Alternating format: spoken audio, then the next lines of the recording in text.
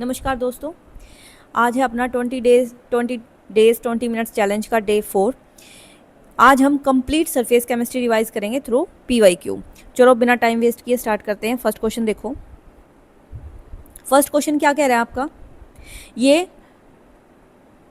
11 में आया, 2011 में ये क्वेश्चन आया है। भाई स्टार्टिंग के 2-3 क्वेश्चन में शायद मुझे लग रहा है स्कैन करते वक्त दिक्कत होगी, तो प्लीज़ थोड़ा सा मैनेज कर लेना। बाकी मैं क्वेश्चन बोल दूंगी, आगे के पेजेस ऐसे नहीं होंगे। देखो, adsorption of a gas on a solid surface, किसी गैस का एड्जॉर्प्शन हुआ है सॉलिड सरफेस पे और वो फॉलोइंग आइसोथर्म, ठीक है, which one of the following is true. इसमें से जो इसने 4 ऑप्शन दिए हैं, इसमें से कौन सा ट्रू होगा। पहली बात, ये इसने ग्राफ दिया है, ये ग्राफ किसका है, देखो ये ग्राफ है मोनोलेयर का। This is for monolayer. वो चाहे लैंगमियर हो या फिर क्या हो, बैट का टाइप 1, क्योंकि यहाँ पे मेंशन नहीं किया गया है कि वो लैंगमियर है क्या है, ठीक है।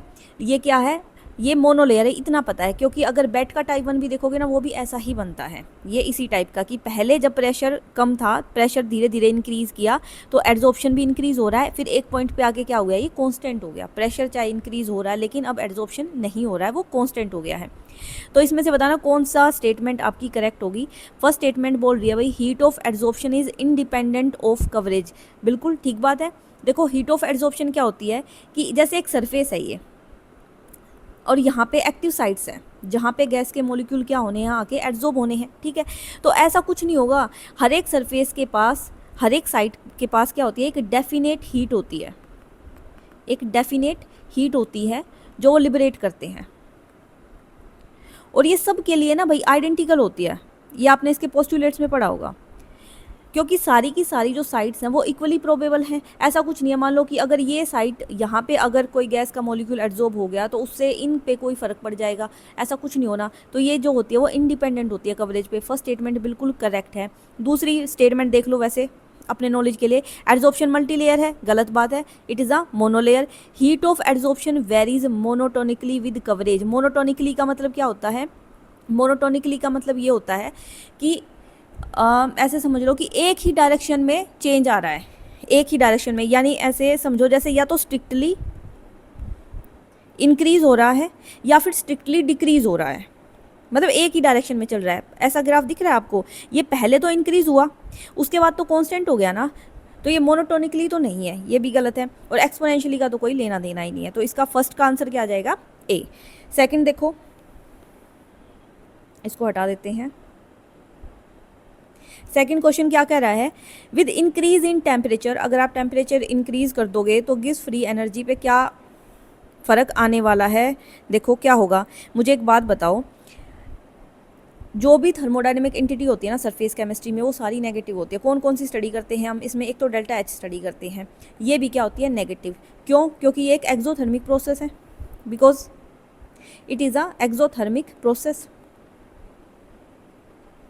लो भाई, मैं 20 मिनट्स का वो चलाना ही भूल गई, अब मैंने ऑन किया है। ये एक एक्सोथर्मिक प्रोसेस है,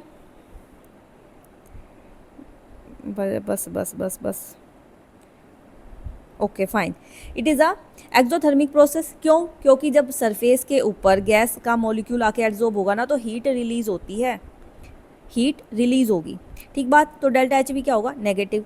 दूसरी बात, एंट्रोपी पे क्या इफेक्ट आने वाला है, एक तो गैस का मॉलिक्यूल ऐसे ही फ्रीली घूम रहा था, अब वो जाके सरफेस पे एड्जॉर्ब हो गया है, सरफेस पे एड्जॉर्ब होने की वजह से क्या हो गया, रैंडमनेस डिक्रीज हुई है ना, तो डेल्टा एस भी क्या आएगा, नेगेटिव। क्यों, क्योंकि रैंडमनेस क्या होगी, रैंडमनेस डिक्रीज हुई है।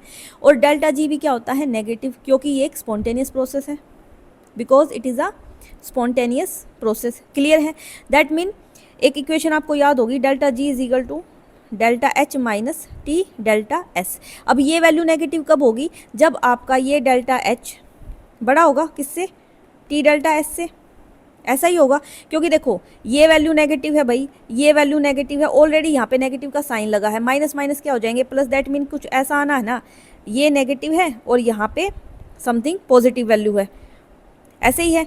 तो इसको ऐसे समझो, अब ये कह रहा है कि अगर आप टेम्परेचर इंक्रीज कर दो, देखो अब ये क्या कह रहा है, ये ऐसे कह रहा है कि डेल्टा जी है, देखो नेगेटिव कब आ सकता है, अगर ये वैल्यू ज़्यादा हो, मान लो ये लेट्स से 10 है, ये वैल्यू, इसको क्या हो गया, ये वैल्यू 10 है, और ये जो टी डेल्टा एस की वैल्यू आ रखी है वो कितनी है, 3 है, ठीक है, आएगी तो डेल्टा जी नेगेटिव ही ना, कितना आया -7। अब अगर आप टेम्परेचर इंक्रीज कर दोगे, ये तो 10 ही है, ये वैल्यू तो 10 ही है माइनस में, अब इसको इंक्रीज़ किया, ये 4 आ गया, तो ये वैल्यू क्या आ जाएगी -6। अगर अब इसको और इंक्रीज़ कर दूं मैं, -10 से मैं 5 की तरफ ले जाऊं तो ये क्या हो जाएगी -5। देखो टोवर्ड्स जीरो जा रही है ना, ये पॉजिटिव की तरफ जा रही है, नेगेटिव से वैल्यू किसकी तरफ जा रही है, पॉजिटिव की तरफ। तो ऑप्शन देखो कौन सा करेक्ट होगा, ए ऑप्शन कह रहा है become more positive from positive value, ये तो गलत है, डेल्टा जी तो होना ही नेगेटिव है। बी ऑप्शन भी ऐसे ही कर जाएगा क्योंकि ये भी पॉजिटिव वैल्यू है, डेल्टा जी की वैल्यू नेगेटिव से जा रही है और नेगेटिव से कहाँ जा रही है, पॉजिटिव की तरफ। देखो सी स्टेटमेंट क्या कह रही है कि become more positive from negative value, तो स्टेटमेंट कौन सी करेक्ट हो जाएगी आपकी, सी।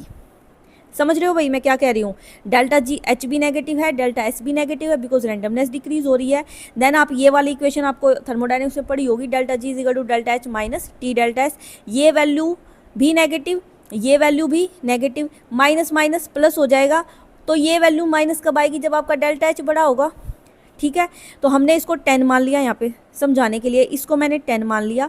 अब delta S T delta S को मैंने क्या मान लिया, पहले मान लो 3 था तो -7 आया, नेगेटिव वैल्यू आ गई डेल्टा जी की। अब कह रहा है कि टेम्परेचर इंक्रीज़ करो, मतलब ये वैल्यू इंक्रीज़ कर रहे हो, तो 3 से मैंने 4 मान लिया, 4 से मैंने 5 मान लिया, तो माइनस में वैल्यू छोटी होती जा रही है ना, और जितनी माइनस में वैल्यू छोटी होती है दैट मीन वो पॉजिटिव की तरफ जा रही है। ठीक है, चलो नेक्स्ट क्वेश्चन पे आओ, ज़्यादा टाइम एक क्वेश्चन पे नहीं लगाना। आगे देखो, क्वेश्चन थर्ड कह रहा है कि एक वॉल्यूम है of gas absorbed on solid surface. Okay, ये वॉल्यूम है भाई, और ये प्रेशर दिया है। अब वो पूछ रहा है कि ये डाटा किसको रिप्रेजेंट करा, फटाफट ग्राफ बना लो। ये प्रेशर है और ये वॉल्यूम है। प्रेशर क्या क्या प्रेशर दिया इसने, 1 2 3 4 5, 1 2 3 4 और 5। वॉल्यूम इसने क्या दी है, 10 11 ओके 22 तक दिया, तो 5 से स्टार्ट कर दूं मैं वॉल्यूम, 5 10 15 और 20 और भाई ये आ गया अपना 25। अब देखो 1 ml पे कितना कह रहा है ये, जब आपका प्रेशर 1 है, जब आपका प्रेशर 1 है तो वॉल्यूम 10 ml है, ग्राफ बनाओ। ठीक बात है, जब प्रेशर 2 हुआ तो वॉल्यूम कितनी आ रही है, 11, यानी स्लाइटली यहाँ पे स्लाइटली इंक्रीज 2 पे, ये 2 का है, ये 1 का है। उसके बाद 3 पे कितना बता रहा है भाई, 3 पे बता रहा है ये 11.2, मतलब ऑलमोस्ट कॉन्स्टेंट ही है। ठीक है, 4 पे कितना आया, जब इसका प्रेशर 4 था तो आपकी वॉल्यूम कितनी चलेगी, 14.5 ml। तू भी अभी बंद हो जा, वॉल्यूम कितनी चलेगी, 14.5 ml। बनाओ भाई, यानी 15 के नज़दीक चलेगी कुछ अराउंड। ठीक है, जब हमने प्रेशर 5 किया तो वॉल्यूम कहाँ जा रही है, 22.5 पे, बना दो, 20 को क्रॉस करा दो। अब देखो ये ग्राफ कैसे, जीरो से जब स्टार्ट करोगे तो कुछ ऐसा नहीं बन रहा, ऐसा। और ये ग्राफ किसके लिए होता था, ये this is for multi layer, ये ग्राफ मल्टी लेयर के लिए आता था, अगर आपको याद हो, ऐसा कुछ करके। ये मोनोलेयर होती थी यहाँ पे, दिस इज़ फॉर मोनोलेयर, ये कांस्टेंट हुआ, पहले इंक्रीज देखो ये मोनोलेयर, उसके बाद जब फर्दर इंक्रीज होता है this is for multi layer, यानी जब प्रेशर इंक्रीज किया तो एड्जॉर्प्शन इंक्रीज होना स्टार्ट हो गया, this is for multi layer. Multi layer कहाँ पे देखी जाती है, गिब्स में देखी जाती है, गिब्स, आइसोथर्म, लैंगमियर और फ्रेंडलिच, इन सब में सिंगल, इन सब में मोनोलेयर फॉर्मेशन होती है, और बैट में जो है वो आपकी मल्टी लेयर फॉर्मेशन होती है, और ये फिजिकल एड्जॉर्प्शन होता है। क्लियर है, बैट कैसे आंसर आया। आगे चलो, आगे क्वेश्चन नंबर 4 देखो क्या कह रहा है, for the non dissociative Langmuir type absorption of gas on a solid surface at a particular temperature find fraction of coverage, इसने दे दिया। ठीक है, फ्रैक्शन ऑफ सरफेस किसको बोलते हैं, थीटा को बोलते हैं, वो उसने दिया है 0.6। क्वेश्चन नंबर 4 कर रहे हैं अब हम। आगे क्या कह रहा है, प्रेशर दिया भाई इसने 30 बार। ठीक है, अब क्या कह रहा है ये, हमें क्या बताना है, हमें बताना है लैंगमियर आइसोथर्म कांस्टेंट इन बार, यानी कि हमें के बताना है। देखो ये फॉर्मूला याद होगा आपको,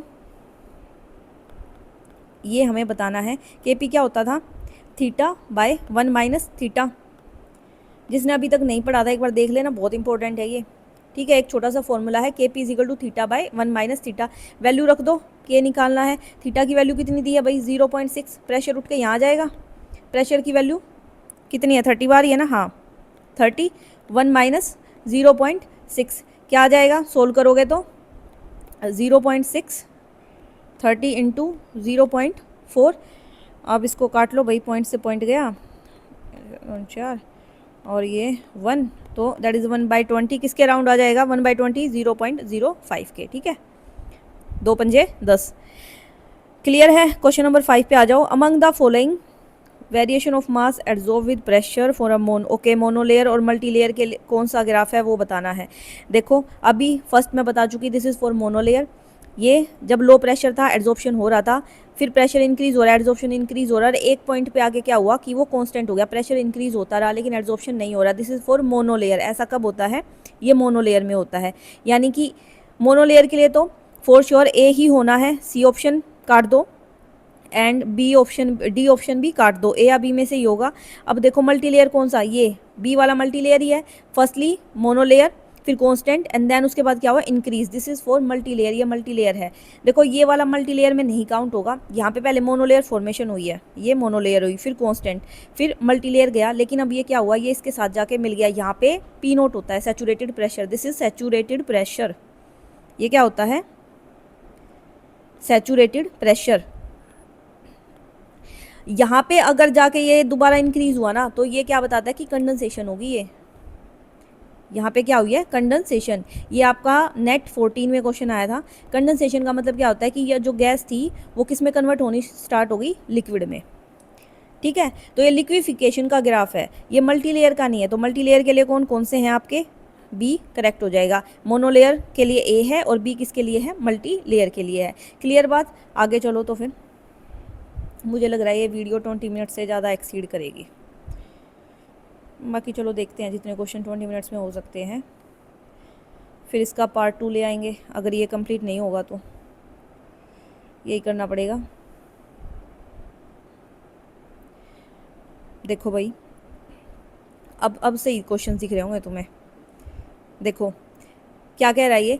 adsorption isotherm of 3 gases. 3 gases का एड्जॉर्प्शन आइसोथर्म दिया है ए बी सी करके।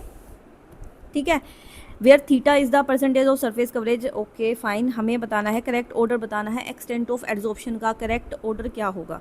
देखो हम एक्सटेंट ऑफ एड्जॉर्प्शन किसको बोलते हैं? ये इतना डार्क कैसे आ गया?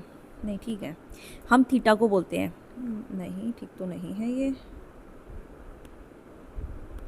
हम थीटा को बोलते हैं एक्सटेंट ऑफ एड्जॉर्प्शन। थीटा क्या होता है भाई? अभी हम पढ़ के आए, theta is equal to K P by 1 plus K P. इतना डार्क कैसे हो गया एकदम से? Theta is equal to K P by 1 plus K P. ठीक है, that mean extent of adsorption क्या है? थीटा है। लेकिन अभी ये देखो, ये ग्राफ कैसे बना होगा? ये ग्राफ कैसे आया होगा? ये ऐसा आया होगा, इसको उल्टा कर दो। 1 by theta is equal to 1 by K P plus K P, यानी कि 1 by theta is equal to 1 by K P plus 1, ऐसे आया होगा। अब यहाँ पे ये तो y है, ये तो y है, और ये स्लोप क्या आ रही है आपकी? स्लोप आ रही है 1 बाई के, दैट इज स्लोप m है, और x प्लस c, इंटरसेप्ट है 1, इंटरसेप्ट सबका 1 दिया है, ये इंटरसेप्ट है जो कि 1 है। ठीक है, यानी कि ये जो स्लोप है,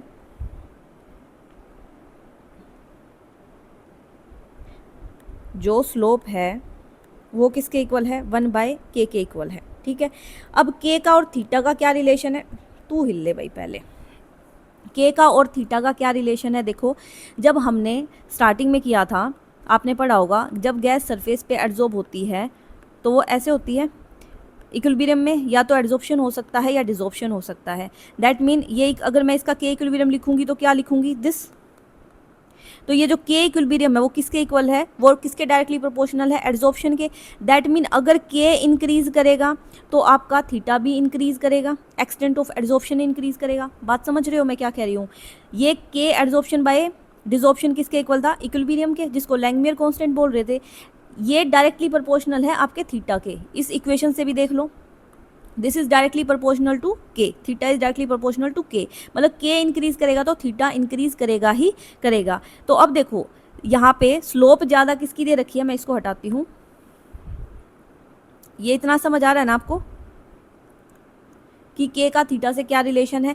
अब स्लोप देख लो, स्लोप इसने ज़्यादा किसकी दी है, ए की दी है स्लोप ज़्यादा। क्वेश्चन देख के समझ आ रहा है, स्लोप इसने, यानी कि अगर मैं बोलूँ 1/KA ज़्यादा है कंपेयर टू 1/KB के, देन 1/KC। अब ये वैल्यू ज़्यादा कब आ सकती है, ये कब आएगी, दैट मीन इसकी वैल्यू क्या हो, के की वैल्यू स्मॉल होगी।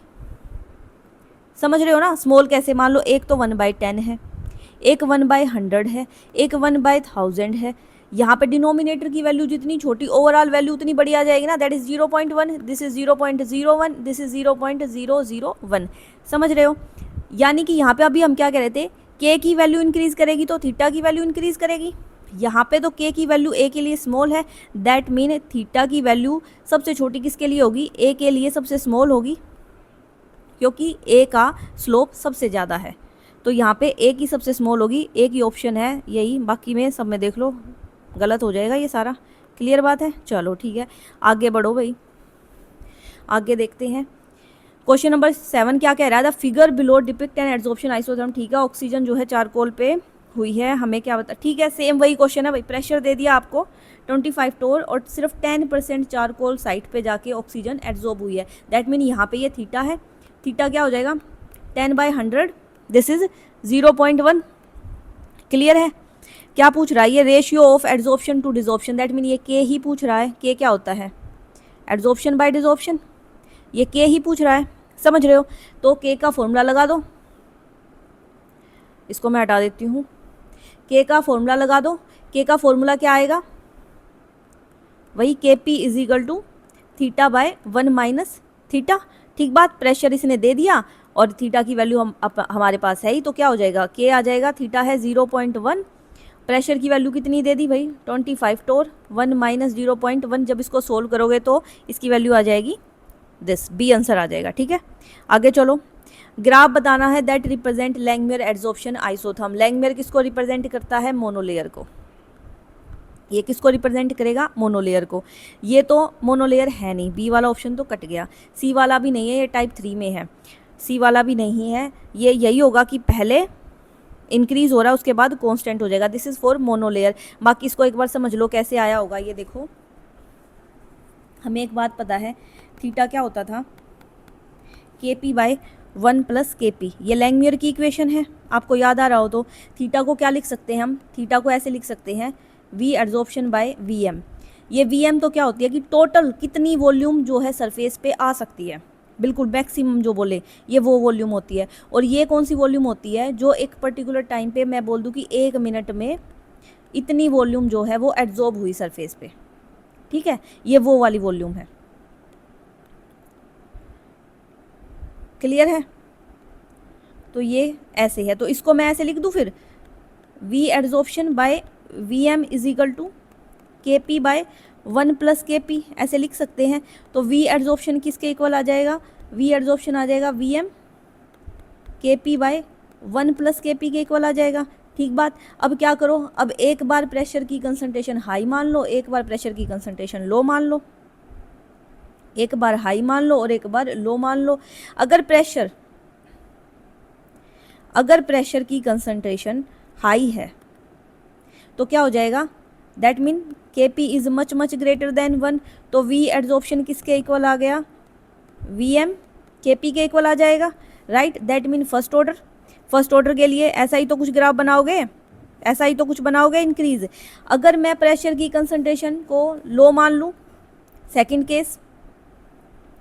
सेकंड केस अगर प्रेशर की कंसंट्रेशन लो मान लूँ, दैट मीन 1 का अमाउंट मच ग्रेटर, तो क्या हो जाएगा, ये मैंने उल्टा कर दिया, हाँ। पी की कंसंट्रेशन देखो, अगर पी की कंसंट्रेशन लो होगी तो फर्स्ट ऑर्डर आएगा, है ना, ये कैसे कट जाएगा, ये थोड़ी ना कटेगा। अब तो जो वॉल्यूम है वो डायरेक्टली प्रोपोर्शनल किसके आ रही है, के पी आ रहा है ना, तो ये पावर 1 है। अगर पी की कंसंट्रेशन लो होगी तो फर्स्ट ऑर्डर आएगा, मैंने उल्टा बोल दिया था। अगर पी की कंसंट्रेशन हाई कर दोगे, तो क्या हो जाएगा, ये इसको नेग्लेक्ट कर दोगे ना, तो फिर क्या इक्वेशन बनेगी, कुछ ऐसा बन रहा है ना, ये बनेगा। अब ये तो कट गया, तो फिर ये किसके डायरेक्टली प्रोपोर्शनल आ रहा है, यहाँ पे तो कुछ भी नहीं है ना, प्रेशर का कोई लेना देना ही नहीं है, प्रेशर पे डिपेंड ही नहीं कर रहा, दैट मीन ये जीरो ऑर्डर हो गया। कंसंट्रेशन पे जब डिपेंड ही ना करे तो ये कौन सा ऑर्डर होता है, जीरो ऑर्डर, यानी कि ये कांस्टेंट ऐसे ही तो आएगा, तो इसका आंसर क्या आ जाएगा, डी। क्लियर है? कैसे समझाने की ट्राई कर रही थी मैं, इसको ऐसे थीटा को पहले ऐसे कन्वर्ट कर लो वॉल्यूम की टर्म में, देन उसके बाद एक बार प्रेशर की कंसंट्रेशन हाई कर लो, एक बार प्रेशर की कंसंट्रेशन लो कंसीडर कर लो। मुझे लग रहा है 20 मिनट्स हो गए, एक बार मैं टाइम देखती हूँ, 20 मिनट्स एक्सीड हो गए। चलो आगे क्वेश्चन भाई, हम एक बार ये वाला क्वेश्चन और कर लो बस, उसके बाद फिर हम नेक्स्ट पार्ट बी लेके आएंगे इसका। करेक्ट स्टेटमेंट पूछी है अबाउट कीमोज ऑप्शन के बारे में, करेक्ट स्टेटमेंट कौन सी होगी?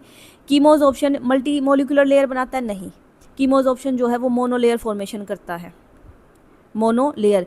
मल्टी मोलिकुलर मल्टी लेयर कब बनती है? फिजियोज ऑप्शन में मल्टी लेयर बनती है। क्या ये रिवर्सिबल होता है? नहीं, रिवर्सिबल कैसे हो जाएगा?